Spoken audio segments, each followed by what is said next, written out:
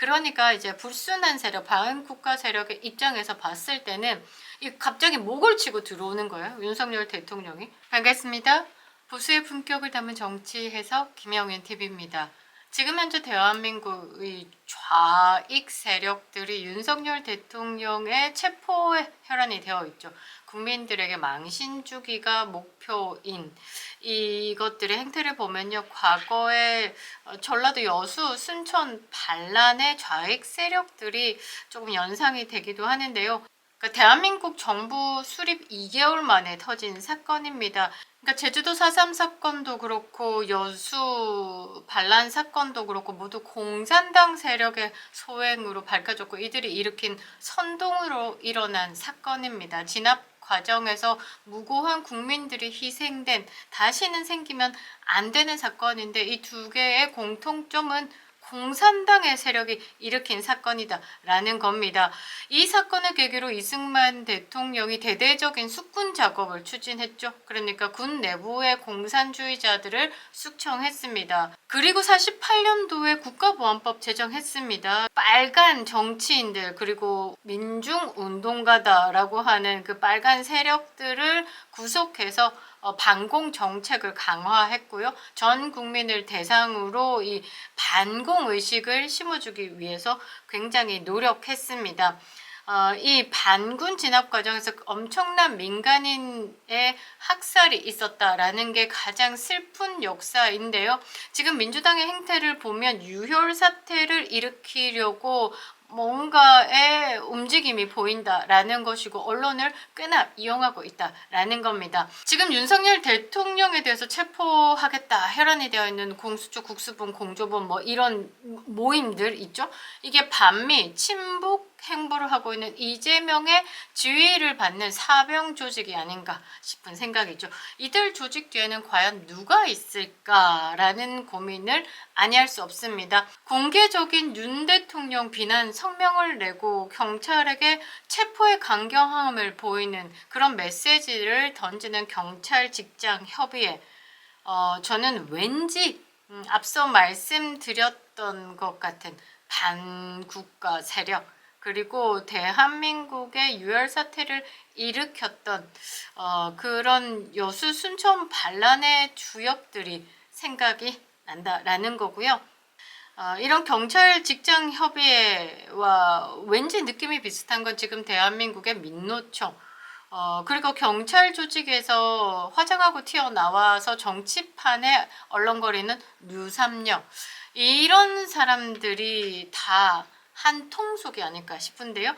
한국 경찰 직장 협의회의 정치적인 메시지, 북한의 인민보안성과 유사성에 대해서 한번 알아보도록 하겠습니다. 영상 시작하겠습니다. 구독과 좋아요 버튼 꼭 눌러주시고요. 끝까지 시청 부탁드리겠습니다. 큰 힘이 되고 있습니다. 자, 최근에 한국경찰직장협의회가 내놓은 좌파 정치적인 메시지가 논란이 되고 있습니다.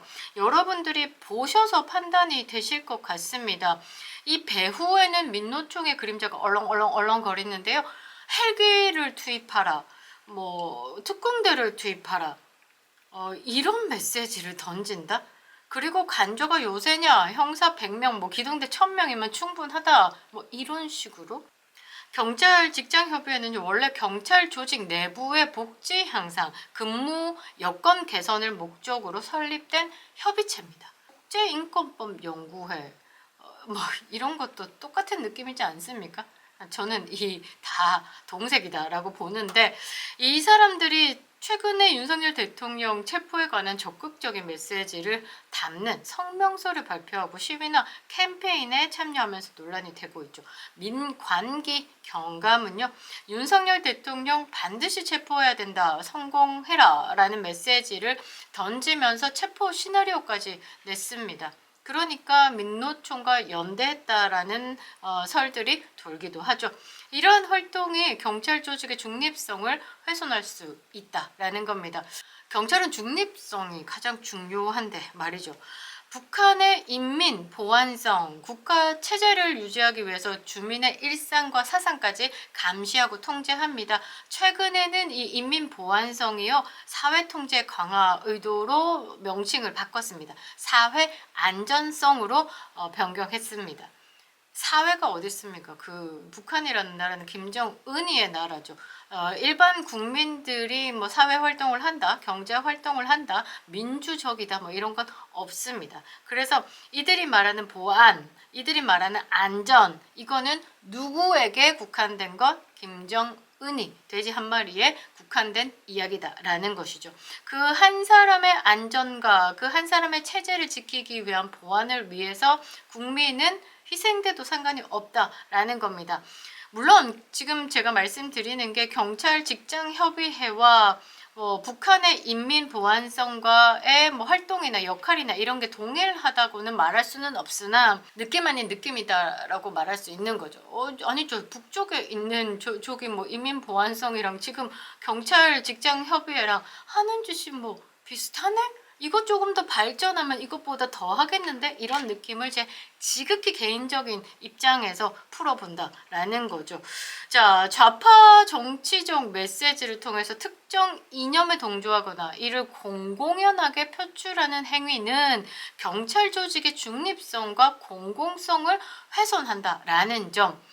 이게 지금 아까 말씀드린 것처럼 김정은이 한 사람을 위한 보안과 안전을 위한 조직, 경찰 직장 협의회의 이런 메시지들은 누구를 위한 움직임이냐라고 다 되물을 수밖에 없는 거죠. 북한의 인민보안성은요, 정치적 통제를 위해서 체제를 강화하고 주민들에게 국가 이념을 주입하는 겁니다. 2020년 1월에요. 김정은이가 이 주민들의 출신 성분, 사회 성분을 명확하게 구분해서 정리하라라고 지시를 내린 게 있습니다. 자유주의적 사고가 깃든 새 세대에, 그러니까 이제 태어난 세대들의 사상의식을 면밀히 파악해가지고 체제 안에서 효율적으로 관리, 통제하기 위한 일환으로 풀이가 된다. 그러니까 자유가 빠진 인민민주주의라고 포장하지만 독재가 한눈에 보이는 지시다라는 거죠. 이 인민보안성은 8개 파트로 나눠져 있는데 북한 주민의 출생, 결혼, 사망까지 모든 정보를 문건으로 정리를 합니다. 일단 출신 성분이다라는 건 문자 그대로 출생 당시에 이제 부모의 성분을 따지는 거죠. 부모가 어느 정도 진골인지 성골인지 이런 거 따지는 거고, 사회의 성분은 국민권이 주어질 당시에 부모의 성분, 그러니까 부모의 이제 사회적 이제 신분을 따지는 거죠. 그리고 출신 성분, 사회 성분 모두 군인, 사무원, 노동, 농민 이렇게 4가지로 분류를 하면서 다시 이 4가지를 가지고 또 이제 그 4가지를 이제 3가지씩 또 분류를 하는 거죠. 강, 중, 약 이런 식으로 분류를 해서 북한 사회를 12가지의 인간 분류로 만들어 버리는 겁니다.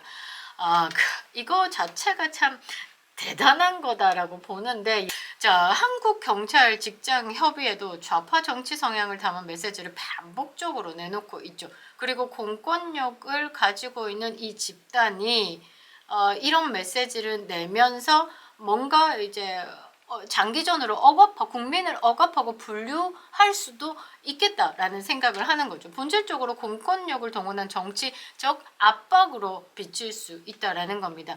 그리고 특히 국민들의 신뢰를 기반으로 하는 이 경찰 조직에서 특정 정치 성향과 연계된 이미지를 계속 뿜뿜뿜하면 국민들은 그 권력에 따를 수밖에 없는 거죠. 경찰이 이런 메시지를 내? 우리 국민의 안전을 담당하고 있는 경찰이 그런가 보다 쫄쫄쫄 따라갈 수도 있다라는 거죠. 앞서 말씀드린 민노총과 연대설, 이게 사실이라면, 이게 현실화된다면 민노총이 국민을 상대로 폭력을 행사해도 공공질서 유지는 없다라는 거죠. 조직화되어 있고 그 조직의 기운에 따라야 하는 국민들은 그냥 자연스럽게 개돼지가 되기 때문이죠. 얼마 전에 질서 유지에 동원된 경찰 뺨 때리고 폭행하는 장면이 SNS에 돌기도 했었는데요.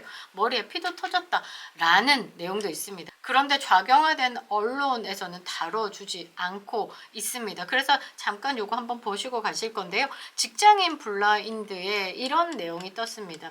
이 민노총 폭행 사건과 관련돼 가지고 누가 신고 먹여서 올리자마자 바로 비공개 처리가 된다. 민노총 집회에 참가한 사람 인파 맞고 우리 직원은 무전기 빼서 그대로 머리 찍어서 지금 혼수 상태다. 뇌출혈이 심해서 뇌사 판정 받을 가능성도 높다고 한다. 이거는 불안감에 조금 감정이 많이 섞여 있는 내용인 것 같은데요. 어찌됐든 요 다음 내용이 뭐냐면요. 진짜 우리는 국민도 아니고 개돼지인가? 우리도 진짜 집회고 뭐고 다 때려치고 우리끼리 파업해서 들고 일어나고 싶네요. 진짜 서러워서 대한민국 경찰 하겠습니까? 공론화 좀 시켜주세요. 제발 제발 이런 내용인데 이 뒤에 어떤 내용이 있냐면요. 민노총 경찰 폭력 메이저 언론에서 기사화될 일 없을 거야. 전 중앙일보 기자였던 것으로 보이는데요. 민노총이 다쳤으면 공권력이 드디어 시민을 공격했다라고 대서특필했겠죠. 근데 탄핵 여론에 불리한 반대의 경우는 절대 다루지 않고 발제할 일도 없을 거라 확신해. 지금 언론사의 절대 다수 구성원인 여기자와 4050 남 기자들이 탄핵 반대 여론이나 노조에 반하는 기사 발제하면 정신병자 취급받거나 왕따당하는 분위기야. 그래서 최근에 일을 그만뒀다라는데 언론이 굉장히 많이 물들어 있다라는 게 느껴지시죠.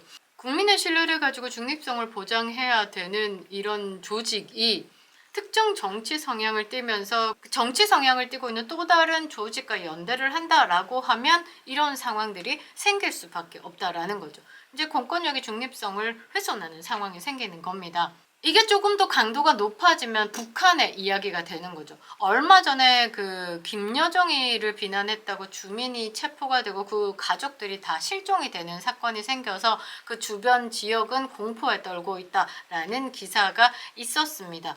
그러니까 북한에서 표현의 자유가 사실상 존재하지 않다라는 것을 다시 한번 상기시켜준 내용이기도 했지만 대한민국의 지금 상황은 북한과 다를 것 없다라고 저는 보고 있습니다. 얼마 전에 민주당에서 카톡 검열을 하겠다. 음주 단속하는 거와 카톡 검열을 같은 선상에 두고 해석을 했죠.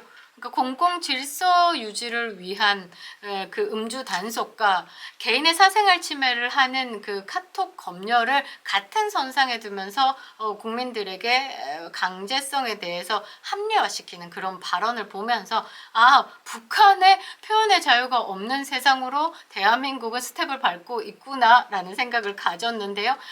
경찰 직장협의회가 계속 이렇게 정치적인 메시지, 그러니까 좌경화되어 있는 이런 정치적인 메시지를 계속 낸다라고 하면 대한민국 국민은 이제 믿을 곳이 없는 거죠. 가짜 도생, 본인의 안전에 대해서 이런 것들은 지극히 조심할 수밖에 없는 거고, 그러면 계속 소극적으로 활동할 수밖에 없는 거고, 누구 하나 나서서 이것이 잘못됐다고 말할 수 없게 되는 세상이 된다라는 거죠. 이게 변질이 돼가지고요, 정치권과 손잡는다라는 게 진짜 현실화된다라고 하면 카톡 검열 같은 건 100% 현실화될 수 있습니다. 이제 민주당이 카톡 검열 하겠다, 음주 단속하고 똑같다 이러면 예 알겠습니다 하고 경찰이 딱 받아서는 손발이 되어줘가지고 콜라보로 음주 단속하듯 카톡 검열하겠다. 국민들 검열 시작되고, 저는 이런 상황을 미리 파악해서 윤석열 대통령이 경찰국을 신설하지 않았나 싶습니다. 검경 수사권이 조정된 이후에 경찰이 단독 수사를 진행할 수 있는 권한이 강화가 되면 견제할 기구가 필요하다. 그런데 경찰 조직이 이렇게 혼탁하게 불순 세력과 짬짬이가 된 상황에서 봤을 때는 이 권한 자체가 너무 막강해져 버린다. 지금 현재 현직 대통령을 상대로 체포를 하겠다라면서 기저귀 차고라도 들어가겠다라는 게 이런 변형된 조직들이 지금 권력이 너무 강화되었기 때문이다라는 거죠. 윤석열 대통령은 그때 경찰의 권한이 지나치게 확대 된다라는 판단 아래 행정안전부 산하에서 경찰국을 신설하겠다. 그래서 경찰의 권력을 효율적으로 관리하겠다라고 얘기했는데, 이게 뭐냐면 검수완박 이후에 이 경찰이 수사권과 기소권을 상당 부분 이양을 받으면서 이런 권력 분립에 대한 필요성이 대두가 된 거거든요. 근데 여기에 발끈해가지고 누가 튀어나왔냐면 화장하고 류삼령이 튀어나왔습니다. 그러고 지금 민주당과 손을 딱 잡고 정치인 행보를 보이는 거죠. 그렇게 되면 경찰 직장 협의회, 그리고 지금 현재 경찰 조직 왜곡될 수밖에 없다라는 겁니다. 그러니까 지금 경찰 직장 협의회는 앞으로 본연의 목적에 집중을 해야지, 자꾸 이렇게 정치적 메시지를 낸다라고 하면 대한민국에는 민노총과 같은 길, 북한은 인민보안성과 같은 정치적 도구이구나 라고 오해를 받을 수밖에 없다라는 거죠. 이번에 봐도 윤석열 대통령은 지금 대한민국 상황이 정말 절체절명의 위기 상황이구나를 파악해서 조직적으로 가장 정리를 하려고 했던 것. 그러니까 이제 불순한 세력, 반국가 세력의 입장에서 봤을 때는 갑자기 목을 치고 들어오는 거예요. 윤석열 대통령이. 그 조직의 와해의 가장 핵심인 것을 찌르는 거죠. 니네들 더 못 커? 이것보다 더 큰 경찰국 신설 잡아. 이런 식으로 가니까 지금 윤석열은 이들의 반국가 세력의 입장에서 봤을 때는 그러니까 쳐야 되는 거야. 그래서 지금 이 상황이 온 거다라는 거죠. 그래도 다행인 게 우리 국민들이 지성이 깨어나서, 그러니까 계몽이 됐다라고 하죠. 이 반공의 의식이 다시 솔솔 피어나서 절대적으로 자유에 대한, 자유민주주의에 대해서 수호하겠다. 그 수호자의 가장 앞장서 있는 게 윤석열 대통령이다. 그래서 윤석열을 지키자. 국민 저항권까지 발동이 된 상황이다라는 거죠. 윤석열 대통령 반드시 복귀합니다. 여러분들, 대한민국은 그냥 한반도 땅덩어리 끝에 작은 나라 아닙니다.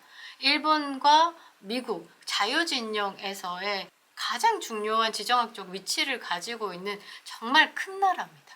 이 나라에 대한 사랑은 지금 현재 윤석열 대통령을 지키는 겁니다. 그립다 윤석열. 김영현 TV였습니다.